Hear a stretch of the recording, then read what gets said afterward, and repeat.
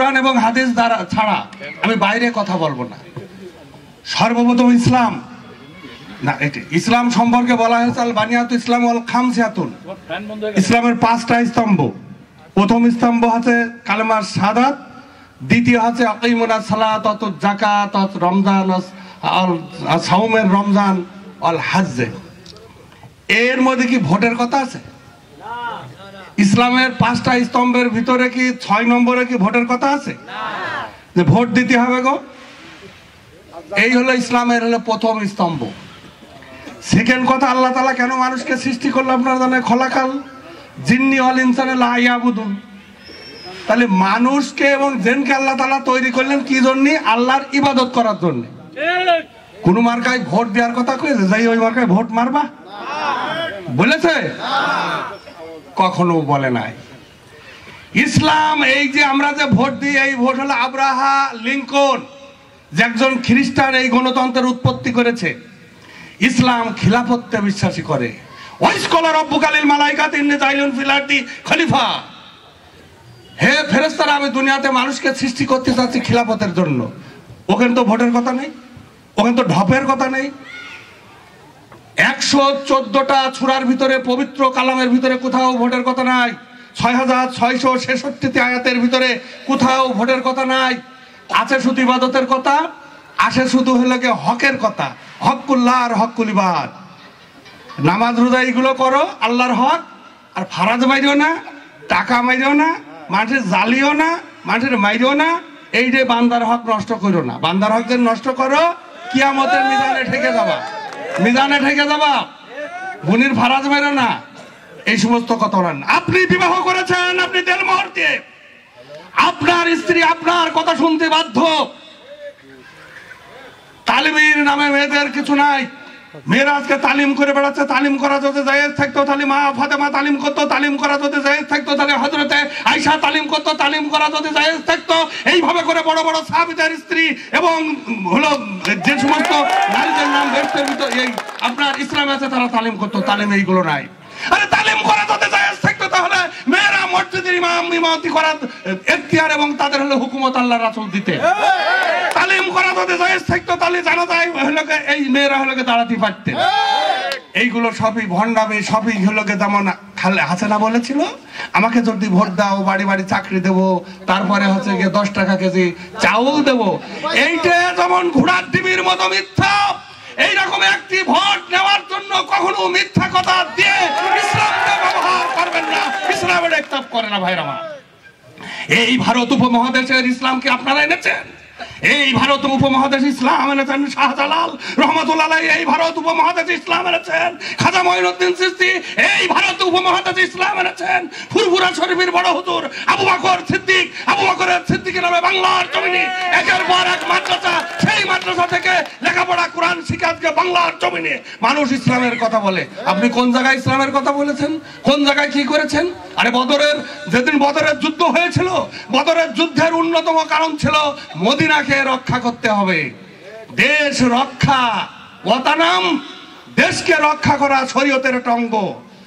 সেদিন মদিনা যেদিন রক্ষা করতে গিয়েছিল 313 জন সাহাবী আল্লাহর রাসূল সেদিন কাফেরদের বিরুদ্ধে গিয়েছিলেন। সেদিনকে 13 জন সাহাবী 14 জন সাহাবী সেদিনকে শাহাদাত বরণ করেছিল। ইসলামের প্রথম বিজয়ের পতাকা উত্তোলিত হয়েছিল পৃথিবীর ইতিহাসে, সেটা বদর প্রান্তরে। আর তুমি কি করো? তুমি আমার বাংলা, আমার মায়ের জন্মভূমি, আমার মায়ের ভাষা, আমার মায়ের অস্তিত্ব, আমার স্বাধীনতার বিরুদ্ধে তুমি সেদিন পাবো এখান থেকে হাজার হাজার মাইল দূরের ওই পাকিস্তানি সাদা সাদা লম্বা লম্বা মানুষের পক্ষে সেদিনকে তুমি দাঁড়িয়ে আমার বাংলার মা বোনেদের ইজ্জত তুলে দিয়েছো। পাকিস্তানিদের হাতে তুমি রক্তের হোলি গঙ্গা খেলেছো আমার বাংলার জমিনের মানুষ নিয়ে। সুতরাং তুমি ওই বদরের সনদার ওই বদরের যুদ্ধের সাথে তোমার ইসলাম মেলে না, তোমার ইসলাম মেলে না। অতএব ইসলামের কথা আপনারা বলবেন না। আপনারা ভোটের কথা বলেন, বলতে পারেন যে সৎ লোকের ভালো লোকের ভোট দিতে হবে। ভালো লোককে আমাদের ক্যান্ডিডেট জনাব অ্যাডভোকেট এম এ মজিদ, একজন শিক্ষিত মানুষ, একজন অ্যাডভোকেট মানুষ। আপনারা এখান থেকে হলিদানে এই বাড়ির পাশে ঝিনেদা জীবনে কখনো কি শুনেছেন মজিদ কারোর গালে একটা চড় মেরেছে সরাসরি? আপনারা কি শুনেছেন কোন রিকশালা কোন মানুষের সাথে মজিদ জীবনে কোনোদিন খারাপ ব্যবহার করেছে কিনা? উপজেলা চেয়ারম্যান ছিল, তার নিজ ইউনিয়নে দুটি বার এই আওয়ামী লীগরাও পর্যন্ত চরম শত্রু আমাদের রাজনৈতিক আওয়ামী লীগরাও মজিদির প্রশংসা করে মজিদির মতো এইরকম যোগ্য এবং সৎ জনপ্রতিনিধি হয় না।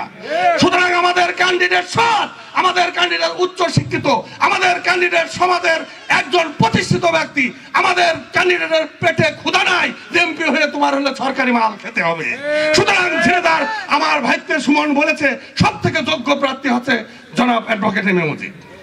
অতএব জনাব এম এ মজিদকে ভোট দিতে হবে। আর মা বোনদেরকে কিন্তু বাড়িতে ঠিক করতে হবে। মা বোনদেরকে বিভ্রান্তি দেখা হচ্ছে, আমাদের মেয়েরা খুব নরম জাত, মেয়েদেরকে যদি বলা হয় বেহেশতের লোভ, মারা বিভ্রান্তি হতে পারে। আরে আদম আলাইহিস সালাম এবং মা হাওয়া যখন বেহেশতের ভিতরে ছিল, তখন শয়তান এসে মা হাওয়াকে বলেছিল, মা তুমি যদি এই গন্ধম খাও জীবনে বেহেশতের থেকে আর কোনোদিন বেরোবে না। অথচ এইটাই ছিল মিথ্যা কথা। সেদিনকে মা হাওয়া সেই ফোঁস শুনে গন্ধম নিজে খেয়েছিলেন এবং আদম আলাইহিস সালামকেও পরবর্তীতে খেয়েছিলেন এই শয়তান। সেই শয়তানের লানতে আজকে আদম এবং বিবি হাওয়া পৃথিবীতে এসেছিলেন। সুতরাং মানুষকে যখন ধোঁকা দেয়, মা বোনদের কাছেই বেশি ধোঁকা দেয়। আপনারা সাবধানে মা বোনদেরকে বলবেন যে কোনো ভোট দিলে জীবনে কখনো বেহেশতে যাওয়া যায় না। বেহেশতে যাওয়ার জন্য ইবাদত বন্দেগী করা হয়। পৃথিবীর ইতিহাসে, ইসলামের ইতিহাসে পৃথিবীর শুরু থেকে আজকের পর্যন্ত যত নারীর জন্ম হয়েছে তার ভিতরে সব থেকে আমল আখলাক এবং সব থেকে বড় গুরুত্বপূর্ণ হযরত মুহাম্মদুর রাসূলুল্লাহ সাল্লাল্লাহু আলাইহি ওয়াসাল্লামের কন্যা মা ফাতেমা কারবালার প্রান্তরে তার হাসান হোসেনের রক্তে রঞ্জিত হয়ে সমগ্র পৃথিবীর যুবকদের বেহেশতের ভিতরে সর্দার হচ্ছে হাসান আর হোসেন। সেই মা ফাতেমা যেদিন মারা গেল, একজন সাহাবী কবরের কাছে যে বলছে, কবর তোর ভিতরে আজকে কাকে রাখবো তুই কি জানিস?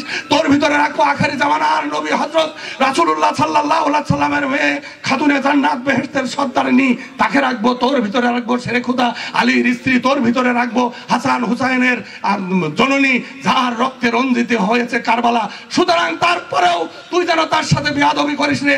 কবর থেকে আওয়াজ হলো, কার মা আমি জানি না, কার কন্যা আমি জানি না, শেরে খুদা আলীর স্ত্রী কিনা আমি জানি না, আমার ভিতরে যদি ভালো আমল না নিয়ে আছে আমি কাউকে চেনবো না, আমি সাজাত দেবো। এইটাই কবর থেকে বের হয়ে এলো।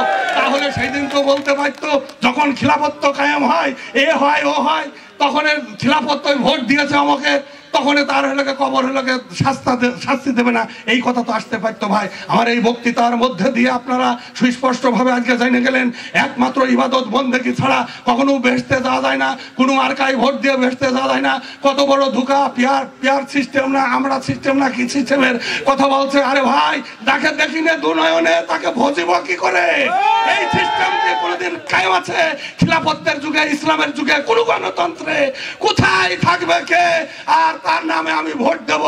এই কথা কখনো বলে এটা গ্রহণ করা যায় না। খলিফার খিলাফত ইসলামেও নেতা সামনে থাকতে হয়, ওই সামনে দেখে তারপরে নেতৃত্ব ঠিক করতে হয়।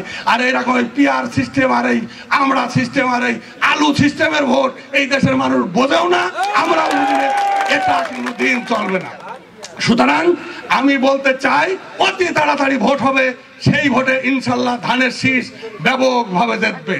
বাংলা যখন স্বাধীন হতে চায়, বাংলার মানচিত্র ক্ষত বিক্ষত করার জন্য আপনারা একবার ওই পশ্চিমাদের বিরুদ্ধে সাথে আপনারা সন্ধি পাতিয়ে সেদিনকে বাংলার স্বাধীনতাকে ধ্বংস করতে চেয়েছেন। নতুন করে হাসিনার সাথে বারবার 3 বার ষড়যন্ত্র করে আমার বাংলা আবার ভারতের হাতে দিতে চেয়েছেন। এইভাবে একের পর এক ষড়যন্ত্র করে দেশ, জাতি, ধর্ম এবং অর্থনীতি ধ্বংস করতে চেয়েছেন। নতুন করে ষড়যন্ত্রে বাংলার মানুষ হলে পা দেবে না। অবিলম্বের অ্যাডভোকেট এম এ মজিদ সাহেবকে